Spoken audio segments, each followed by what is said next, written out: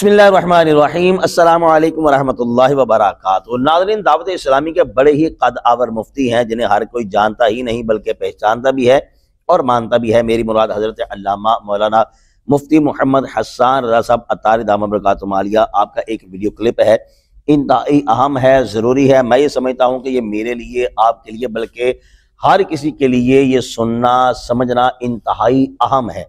अपने ऊपर लाजिम कर लें कि हमने इस वीडियो को मुकम्मल सुनना है, तवज्जो के साथ सुनना है। इंशाल्लाह कई सवालों के जवाब मिलेंगे, कई गलत फहमियाँ दूर होंगी और कई इंशाल्लाह उक़्दे खुल जाएंगे। मुफ्ती तारिक मसूद का मैं एक वीडियो क्लिप सुन रहा था, तो वो कह रहा था एक सवाल के जवाब में कि जो बंदा ये अकीदा रखे कि अल्लाह ताला के अलावा अल्लाह की अता से फलां हस्ती जो है वो किसी की मदद कर सकती है, यानी कि नबी पाक अलैहिस्सलाम अल्लाह की अता से मदद कर सकते हैं, तो ये अकीदा रखना भी जो है ये गलत है। बंदा मुशरिक हो जाएगा, काफिर हो जाएगा। ये मुशरिकाना अकीदा है, यानी कि अल्लाह की अता से कोई मदद कर सकता है, ये भी हमने अकीदा नहीं रखना।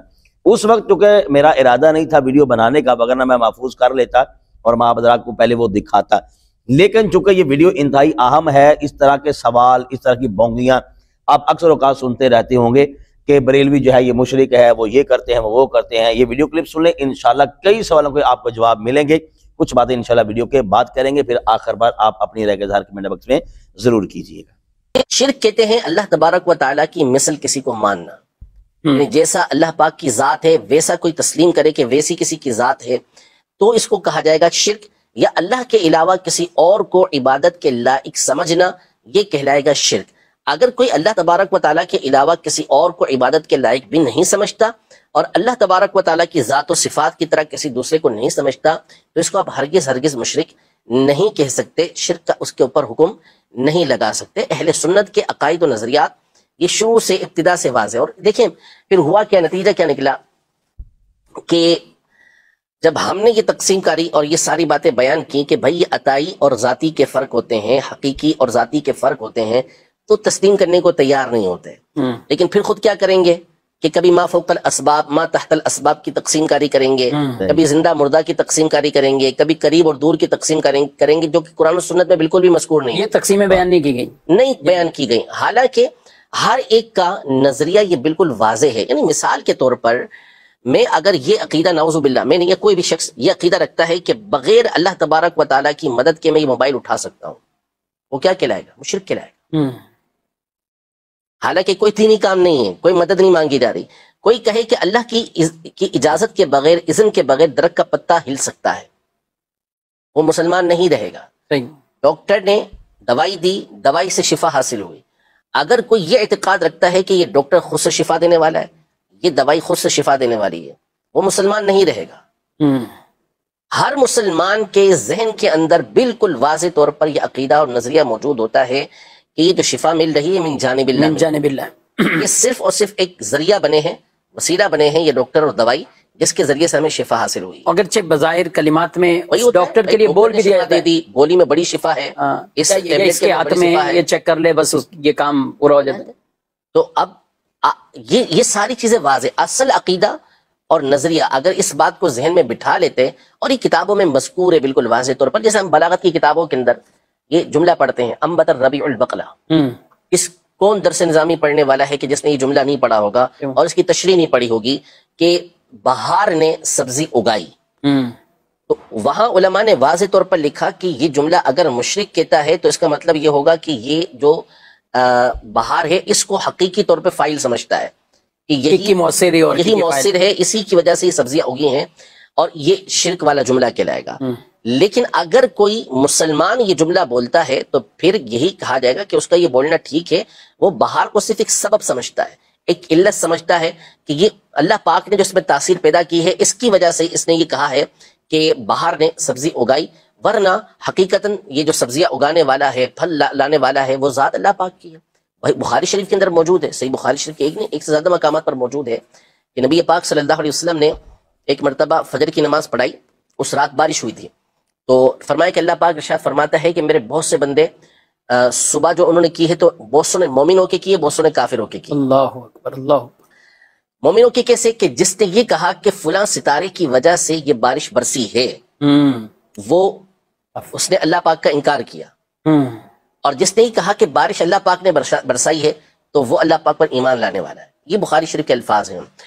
اب اس کی ڈیٹیل میں جب ہم جائیں گے، تفصیل کے اندر جائیں گے، تو اس کا معنی یہی بنے گا کہ چونکہ وہ جو مشرکین تھے اس وقت کے کافر تھے، ان کا اعتقاد یہ تھا کہ ستارے جب اس طرح کی مقام پر آتے ہیں کہ چال اس طرح کی ہوتی ہے تو بارش برستی ہے، اور وہ ان کو مؤثر حقیقی سمجھتے تھے کہ انہی کی وجہ سے یہ سب کچھ ہوتا ہے، تو اس لیے ان کے اوپر کفر کا حکم ہوا. لیکن اگر یہی جملہ کوئی مومن کہتا ہے کہ فلاں ستارے کی وجہ سے بارش ہوئی، تو اس کو ہم کافر نہیں کہیں گے، کیونکہ وہ یہ جانتا ہے کہ بادلوں کو حرکت دینے والی ذات، ستاروں کو گردش دینے والی ذات یہ اللہ تبارک و تعالیٰ کی ہے. اس طرح کی بے شمار مثالیں یہ احادیث طیبہ سے ہم نکال سکتے ہیں. تو اعتقاد کو پیش نظر رکھنا چاہیے کہ عقیدہ و نظریہ کیا ہے. حقیقی فاعل، حقیقی مؤثر اللہ پاک کی ذاتی گرامی ہے. باقی اس کے علاوہ جو جس طرح کی بھی مدد کرنے والا ہے، چاہے دنیاوی مدد کرنے والا ہے، چاہے اخروی مدد کرنے والا ہے، چاہے ما تحت الاسباب مدد کرنے والا ہے، چاہے ما فوق الاسباب مدد کرنے والا ہے، مسلسل مدد کرنے والا ہے، کبھی کبھی مدد کرنے والا ہے، زندگی میں مدد کرنے والا ہے، زندگی کے بعد مدد کرنے والا ہے، یہ سارے کے سارے اللہ تبارک و تعالیٰ کی دی ہوئی قدرت سے ہی مدد کرتے ہیں، اپنے طور پہ مدد نہیں کرتے.